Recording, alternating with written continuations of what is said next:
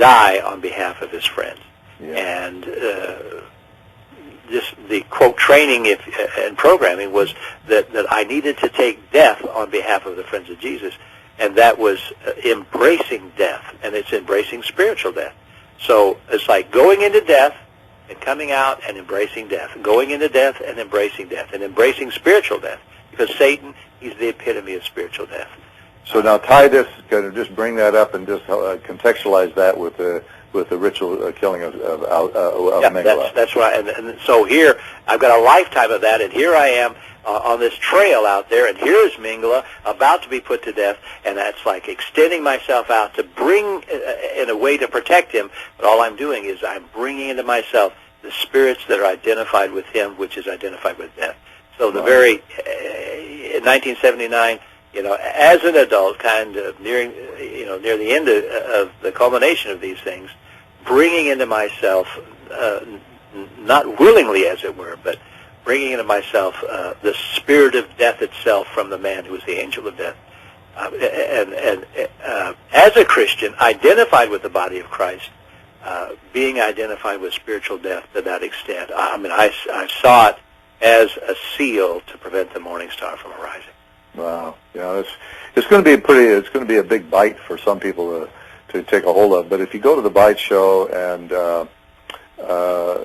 the series we did on Jesus Christ as the bright and morning star, if you go through and you listen to that series, it's that emerging testimony as an end-time remnant that Satan was targeting in advance. Remember, Satan prepositioned himself in the land of Canaan prior to the children of Israel coming in, so that Satan knows how to preposition himself. So he's prepositioning himself for that end-time company, I mean, not just our assembly, but whoever would make up a part of this end-time army of God that would embody the Jesus Christ as the bright morning star. This particular ritual was to seal off that which would be in a representative way. The very purpose for our coming into existence is a local assembly. That's what we call our assembly Morning Star Testimony, because we desire in a representative way to make up a part of that remnant. But staying with this particular event, is there anyone else out there that could fill in as to what you remember and the part that you had in the ritual killing of Yosef Mengele? I can. Doug, I was there as well, and I remember the day we worked on this. I was not at Morning Star at that time. I mean, I don't think there was one as our testimony. No, there wasn't. There wasn't a morning. So, but I think what I remember about that ritual was that in us that would be drawn out towards wanting to be a part of that Morning Star testimony. That desire in us was then sealed in death. It's like an essence, a part of our essence, because we were there, we were participating in it. It sealed that desire in us. And I know that when I got to that and saw that, I really prayed to take back all of my humanity that was released in and through that ritual killing with him. And I also was very aware of when his spirit was being released, it was being passed on to the next in line. What do you mean by the next in line? line? By Christus Father, Okay, yeah, because there were other doctors well, that were trained. And it's like I was the conduit for that. I don't want to go into a lot of details, but it's like I was a conduit of the spirits of death coming from Mengele into the next in line. Okay, that would be his protege. Right. Yeah, I think there were a number, but there was one that ascended to the highest place and was incorporated into him all the protocols of Jean Piaget and Dr. Bowlby and of course Mengele, and he's still out there today. But thank you. Is there anyone else that wants to add to this? Barbara. Go ahead, Barbara. It was not the same role because I had absolutely no desire to emulate Christ. I was not only not a Christian, I was a very committed and on board with my whole heart Luciferian. I was never one of these Luciferians that didn't want to do these things. I was never one of these Luciferians that in my heart of hearts knew God and wanted to be with him. I hated God. I hated God. And I hated Mengele. And I hated him when I would be submitted to torture while he sang flippin' hymns. And I hated everything he was singing about. And I hated his being, and I hated his person. And I remember being one of those that put the knife in his back. And I took into myself his hatred of mankind. Mm. My memories of being his protege wasn't holding a clipboard. It was holding a knife.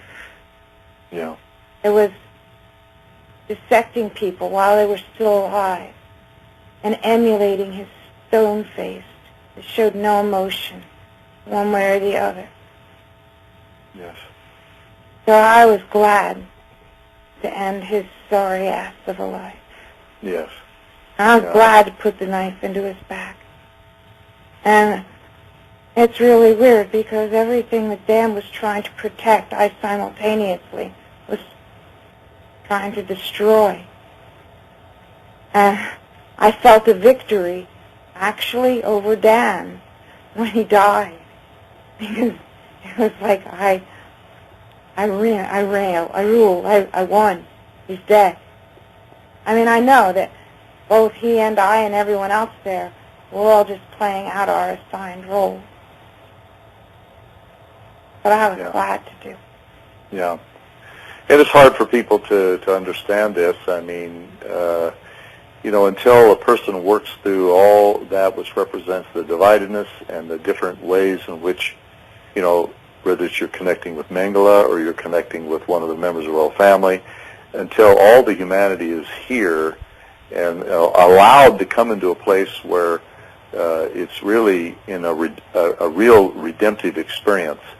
People cannot understand this. In fact, when I'm working with people that have this history, I don't say, well, have you forgiven Dr. Mengele? What I first of all have to find out is where the rage is, where the anger is, and make sure that which represents all the dissociative anger, the dissociative rage, is fully excavated and brought forward. Otherwise, there's not going to be any healing, because anybody can say, oh, yeah, I forgive Dr. Mengele or that kind of thing, and not even touch the dissociative rage that would be there. So when people hear someone like you sharing these kinds of things, I fully understand. I say fully understand. I can, as far as I can without being in your shoes, Barbara, is that, we're dealing with probably one of the most notorious people that has ever lived. I personally believe if you were to place Hitler and Mengele side by side, Hitler would be afraid of Mengele. I really believe that. I can't prove that, but when I've read or heard of Hitler, what I've read or heard about Mengele, Mengele would have a level of power, a level of sorcery, a level of personal connection with Satan that would surpass that of Hitler. But that's just my opinion, and it's, whether it's that way or not, that's just my assessment as a counselor. We're at 8:30, and I want to ask Georgianne, would this be a good time to break to go into part two? Well, I wanted to bring up something. Go ahead. It's on a different level, Doug, but in marriages where the husband abuses the wife and beats her terribly, breaking bones, just terrible. Yeah. And she's afraid to leave him. What happens?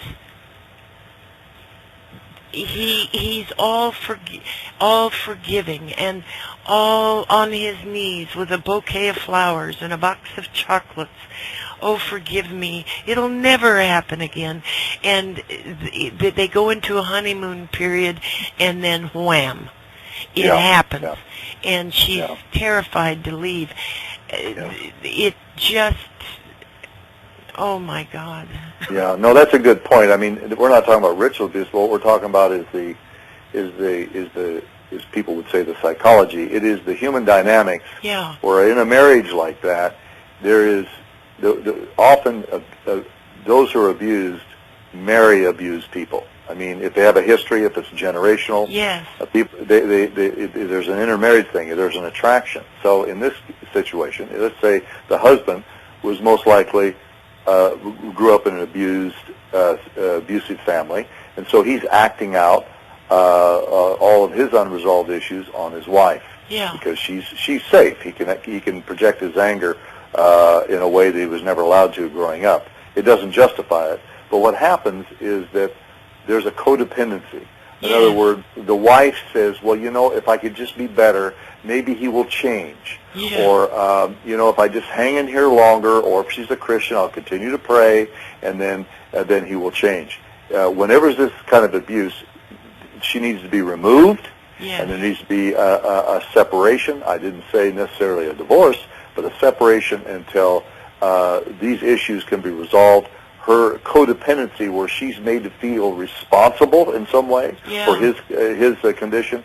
So the codependency issues is what keeps that person bonded and never able to get out of the situation. There needs to be intervention when that kind of situation that you described is going on. Yeah. Yeah. It reminded me of that when the lady said that, Mengele was kind and, and then he would turn and be vicious. Yeah. It's a similar dynamic. Well, here's the difference. You take in a dysfunctional family or in a married person will go into a rage. That may not be calculated. Yeah. It's just a part of his pathology. With Mengele, he could do this and be fully conscious and know what he's doing. Yes. So there's a huge difference between the kind of psychological dynamics that's going on with someone like a Mengele and then when you're talking about a dysfunctional relationship, because this goes way, way beyond just being dysfunctional. Oh, yes.